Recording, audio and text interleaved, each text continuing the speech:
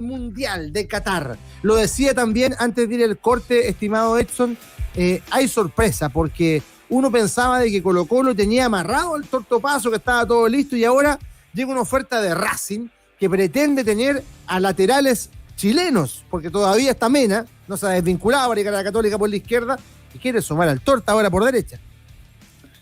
Esta historia ya la vi, podría decir cualquier hincha de Colo-Colo respecto a lo que pasa con el Torta. No hay ninguna confirmación oficial, no hay ninguna oficialización más bien por parte de Racing, ni alguna voz por parte de Colo-Colo respecto a esta situación. Lo que es claro es que el futbolista tenía un acuerdo, iba a firmar su renovación en Colo-Colo, pero la firma no se había dado. Por eso digo, esta historia ya la vi. Pasó hace 2 semanas nomás con Óscar Opaso, pasó hace algún tiempo con Marcelo Moreno Martins, que había dicho el sí, que tenía todo listo, con el Chucky Ferreira. Podríamos seguir hacia atrás con Felipao y una larga lista de entrenadores y jugadores con lo que ha pasado esta situación. Lo que es claro es que en Argentina diversos medios que siguen a Racing, diversos periodistas que trabajan en el día a día de Racing Club y el diario Le, sin duda uno de los más prestigiosos, ya aseguran la llegada del Torto Paso a Racing de Avellaneda. Es más, Ole dice, el defensor de 32 años arribará en condición de libre y firmará contrato por 3 años. Epa. Rápido, importante proyección. Yo creo que ahí hay una gran diferencia probablemente a la hora de convencer al Torta. Firmar un contrato probablemente por 1 año en Colo-Colo a firmar uno de 3 en Racing marca una tremenda diferencia para su carrera, para su futuro. El tema es que Colo-Colo está perdiendo, y de manera libre, mira estas curiosidades, a 2 de sus laterales titulares, a Óscar Opaso por la derecha y a Gabriel Suazo por la izquierda, que suma ofertas de Brasil, de algunas de Europa, no está definido dónde va a jugar, pero perdería a sus 2 laterales. Ya perdió a Gabriel Costa, un futbolista titular. Lo que me parece es que Gustavo Quinteros con este tipo de noticias no va a estar para nada contento con lo que está pasando en Colo-Colo. Te pregunto en relación a eso mismo, porque me llama la atención, obviamente. ¿Tú crees que pasa por una cuestión de ingenuidad, pasa por una cuestión de falta de gestión, de negociación excesiva? Política de negociación. Si yo te quiero y estamos topando en un mínimo, no sé, una mínima diferencia económica, te tengo que asegurar de alguna manera, porque si no pasa esto. No, vamos a firmar, sí. No se firma, lo que pasó con Costa. Ahora, si es que se termina de concretar esto de Opaso, son jugadores que se supone que Colo-Colo los quería. Sin duda. Acá yo creo que pasa también por la política de renovaciones de Colo-Colo. Creo que se comete un error cuando se dice: vamos a esperar que termine el campeonato para negociar y para conversar. Y en esta ventana amplia de mercado de fichaje, cuando otros clubes saben que un jugador está libre, le abre la ventana para ofrecer condiciones similares, y que muchas veces 1 año más de contrato te puede marcar la diferencia y te terminan llevando a los jugadores. Con Brian Cortés, mira, es muy curioso porque en Colo-Colo se dijo: vamos a hacer una excepción, sí, por lo que representan, con Brian Cortés y con Gabriel Suazo. Sin éxito lo de Gabriel Suazo, con éxito lo de Brian Cortés, que lo renovaron aproximadamente a mitad de temporada. Al resto de los futbolistas que terminaban su vínculo, esperaron que termine el campeonato, iniciar las conversaciones, y curiosamente no se producen las firmas. Hay un acuerdo con César Fuentes hace un par de semanas. Lo había dicho el propio Stowin a través de los micrófonos, pero tampoco se ha llevado a cabo esta firma, tampoco se ha hecho la oficialización. Y podría llegar mañana a un club hacer una oferta por César Fuentes. César Fuentes dice: no tengo nada firmado, y también se termina yendo de Colo-Colo. Entonces me parece que en la política, que es una tendencia, lo empiezan a ver, en la política de renovaciones está el gran error de Colo-Colo. Edson, en esa duda, Colo-Colo fue campeón, deja revisar, el 23 de octubre, hace casi 45 días.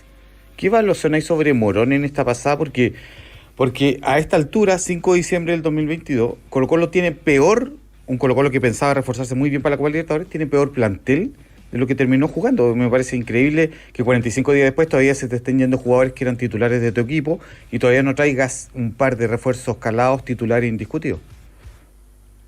Por lo general, el hilo se corta por lo más delgado, y no me extrañaría que por ahí pasen los cuestionamientos a los procedimientos, a que se caigan los jugadores, etcétera. Pero la pregunta yo la haría: ¿Quién es el que hace esta sucesión de reuniones antes de firmar un jugador, de renovar un futbolista? ¿Quién tomó la determinación de decir, no, los jugadores los vamos a renovar todos a final de temporada? ¿Quién define el presupuesto, que recién se definió en la reunión de directorio de la semana pasada, y etcétera?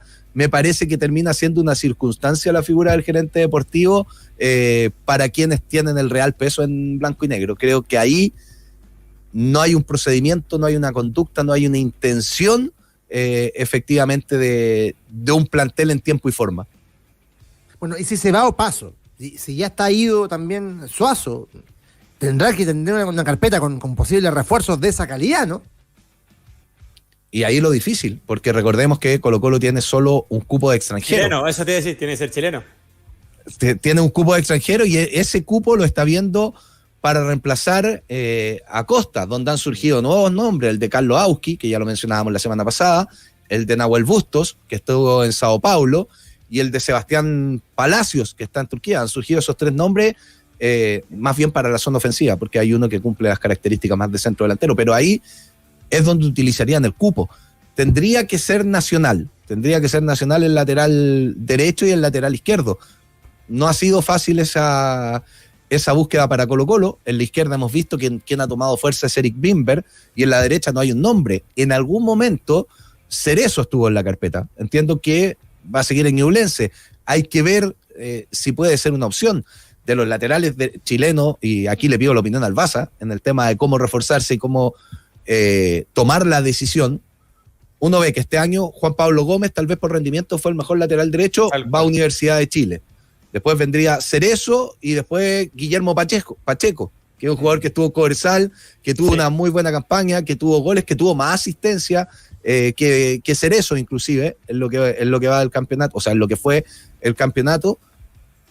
Y te va quedando ese, Guillermo Pacheco, y ahí tienes que hacer la comparación, me imagino, y decir, terminan siendo más que Bruno Gutiérrez, que Jason Rojas. Traemos un jugador, tapamos a estos dos. ¿Cómo se hace ahí la toma de decisión, Baza? No, yo creo que es importante, primero, saber cuál es tu objetivo. Si tu objetivo es tener un equipo para Copa Internacional, tienes que traer a un jugador que tenga eso también, que te pueda entregar ciertas garantías. Porque no solamente pasa por el contexto actual, sino que ahí tú tienes que ponderar edad, costo, proyección. Yo sumaría a Byron Nieto, por ejemplo, que descendió con Antofagasta, y podría ser un jugador súper interesante en la posición. Pero porque él, por ejemplo, tiene menor edad. Entonces tú puedes decir, yo lo traigo, pero puede ser un posible negocio, un tipo que tiene capacidad, que puede rendir y lo puedo incluso vender después más adelante. O sea, el directivo tiene que pensar en esas cosas, pero sería, la verdad, un despropósito y poderosamente me llama la atención de que se les vaya... A ver, lo de Suazo es previsible, el tipo de selección, que lo más seguro que ofertas tiene, pero lo de Opaso llama la atención, de hecho lo habíamos hablado, ¿recuerdas que era como, bueno, con mayor razón si se va Suazo, que puede jugar a la derecha y a la izquierda Opaso, tienes que asegurarlo? Yo creo que de cierta manera lo que dice Pablo tiene gran asidero, como que estuviera medio relajado el ambiente Colo-Colo y no te das ni cuenta, arranca la pretemporada y entiendo que se va a ir a Argentina igual que la semana pasada, o sea, que el año pasado, digo, ¿no? Sí. Colo-Colo, y después, sí, bueno, ya tal cual. El primer partido del campeonato, el 15 con Magallanes, en enero. El 15 por la Supercopa, el primer enfrentamiento que tiene Colo-Colo. Claro. Te sumo un dato de lo que decía esto de que Opaso puede jugar por la izquierda.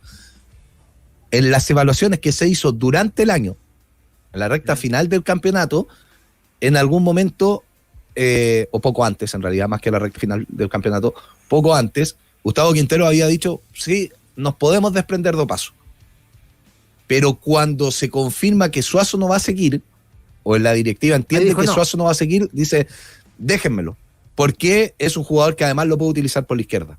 Y ese jugador es el que está perdiendo el técnico del Cacique hasta el momento. Veremos qué pasa, pero sí, me parece que todo indica que el jugador va a jugar en Racing. No, claro. Lo que para él es tremenda oportunidad a esta edad de su carrera.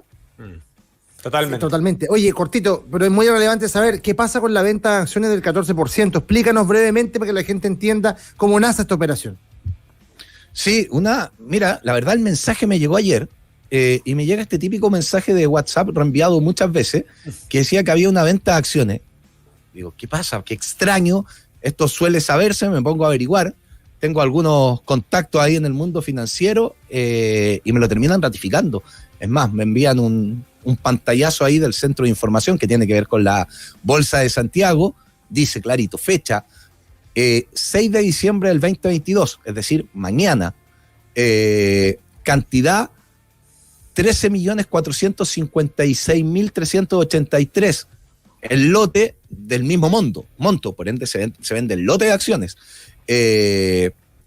La denominación Colo-Colo, el precio mínimo 199 pesos, el monto 2.677.020, 2.000 millones, perdón, 2.000 millones, lo que sería el día de mañana. Una cuestión que es bien extraña, corresponde al 13,46% de las acciones, por ende es uno de los grandes accionistas. Esto implica un asiento en el directorio de Blanco y Negro, implica un director para quien vaya a realizar la compra. No hay luces de quién pueda hacer, pero esto generaría un cambio de director y podría generar un cambio en el control de Blanco y Negro para abril o inclusive rápidamente si existiera una renuncia en la presidencia, situación que creo que no va a pasar, pero llama la atención y tal vez por esto también tanta desidia y tanta demora, porque tal vez uno de los grandes grupos o uno de los controladores estaría desprendiendo las acciones. Veremos qué va a pasar, estaremos indagando. Me llegó un nombre de un posible comprador, pero sería irresponsable decirlo, pero es del mundo más empresarial, porque uno empieza a pensar en representantes, en un montón de figuras, sería más del mundo empresarial esta persona. Veremos de quién se trata y qué va a pasar mañana, porque recordemos que en diciembre del año pasado, o antepasado, ya perdí la cuenta, también hubo un remate, hubo una venta de acciones, la cual después se declaró desierta, y esto de los 199 pesos termina siendo la postura mínima, pero la transacción podría llegar a los 300, que es como se vendieron las últimas acciones, y ahí dependerá de quién vende, si declara desierto o no. Incertidumbre para lo que viene mañana. Mucha incertidumbre respecto a lo que viene